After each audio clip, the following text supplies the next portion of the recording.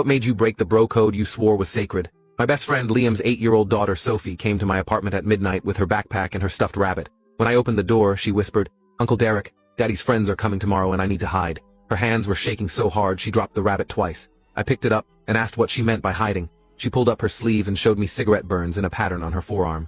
Fresh ones and old scars. "The game room," she said quietly. "Only the special girls get picked for the game room, but if I'm broken, they won't want me." She was burning herself to become unsuitable. I called Liam immediately, my hands shaking. "What the hell is Sophie talking about?" He laughed that easy laugh I'd heard 1,000 times over 15 years of friendship. "Come on, man. You know how dramatic kids are. She probably saw something scary on TV. Bring her back and we'll sort it out." But his voice had this edge to it that made my stomach twist. Something in the way he said dramatic sounded rehearsed, like he'd been expecting this call. I hung up and looked at Sophie, who was staring at my floor. "How many other girls?" I asked. She held up both hands and counted on her fingers. 7, but I'm the oldest. The little ones don't understand the game yet. My phone buzzed with texts from Liam saying I was overreacting and needed to bring Sophie home right now, or he'd call the police for kidnapping. The custody threat, just like that. I called my sister Vanessa, who worked as a social worker. She arrived 20 minutes later in her pajamas and immediately photographed Sophie's arms. The burns were deliberate, spaced evenly, clearly not accidental. Vanessa's face went pale when Sophie described the game room in Liam's basement. How the men would arrive on Friday nights after the mothers dropped off their daughters. How Liam would choose which girl got picked based on who looked prettiest that week.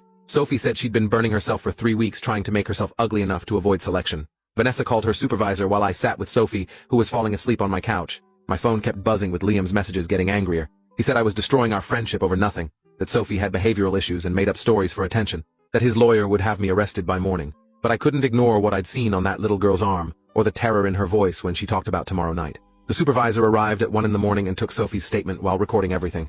Sophie described 7 other girls whose mothers had weekend custody arrangements with their fathers. She named each girl and said they all tried different ways to make themselves less attractive. One girl, Mia, had pulled out chunks of her own hair. Another named Zoe wore dirty clothes and refused to bathe. They were 8-year-old children trying to protect themselves from something they didn't have words to describe. The supervisor called the police, and 2 officers showed up an hour later. They took Sophie to the hospital for a medical exam while I gave my statement about how she'd arrived. The officers seemed skeptical at first, treating it like a custody dispute rather than abuse. But when they saw the burns and heard Sophie's consistent story about the game room and the other girls, their attitude shifted. One officer called for a detective, while the other started making notes about the pattern Sophie had described. Detective Rita Alvarez arrived at the hospital at 3 in the morning. She was maybe 45 with gray hair pulled back tight and eyes that had seen everything. She interviewed Sophie for an hour while a specialized forensic nurse documented every burn mark. Sophie described the basement game room with its locked door and the camera setup that Liam's friend operated. She said the men would rate the girls and pick one for private time. Rita's face stayed professional, but I saw her hands clench when Sophie described being chosen twice before she started burning herself. Rita asked if Sophie could identify the other girl.